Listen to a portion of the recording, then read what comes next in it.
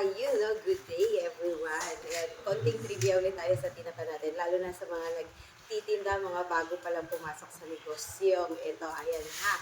Siyempre, lamang ang may alam. Please, ito bagong luto to, may ngipin pa.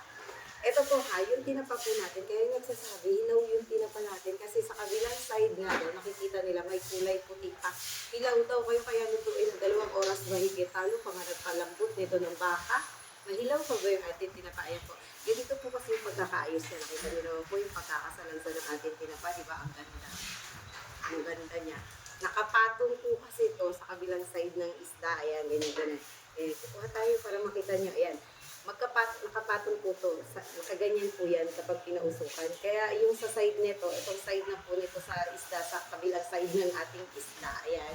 Ito yung part na nauusukan talaga. Itong part na to, hindi siya nauusukan kasi nga po, nakapatong siya sa isang isda. Kaya po yan, white talaga yung side na yan ha. Puti po talaga yan, hindi po sa hilaw yan. Grabe, luto na ng ating tinapa. Lutong-luto na po talaga yan. Sadyang puti lang talaga yan kasi nga, ayan, nakapatong siya sa isa pang tinapa. Ayan, di ba? Nakita niyo po yung labas ng tinapa. Ganyan po yung usok niya, di ba? Ay, yung kulay niya, ganda. Pero sa side na to, yung nasa ilalim na nakapatong, yan, white po talaga siya. Ayan po ha, white po talaga yan. Di ba kuya? Oh. Oh, then.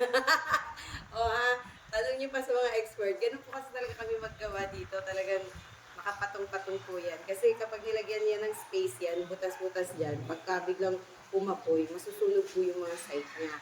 Okay, kaya sa mga bago pa lang ha, hindi po hilaw ang ating tinapa. Never po mahihilaw yan. Ha, 2 oras po mahigit ang proseso ng pagluluto ng ating tinapa. At saka kung bago pala kayo, lagi kong paalala. So, gusto mag-reserve po ng ating tinapa, lagi niyo po ilalagay sa freezer. Sa freezer po yung mga tinapa natin ha. Kapag po meron pa yung natira, yung araw na order niyo, freezer po talaga storage nito. Huwag dinipisain kasi hindi po yung dry na dry talaga. Yung parang dry ng pagkakagawa yung mga tuyo tinapa. Pinifreezer po talaga siya pag na kayo para hindi kayo masiraan. Yun lang. Thank you!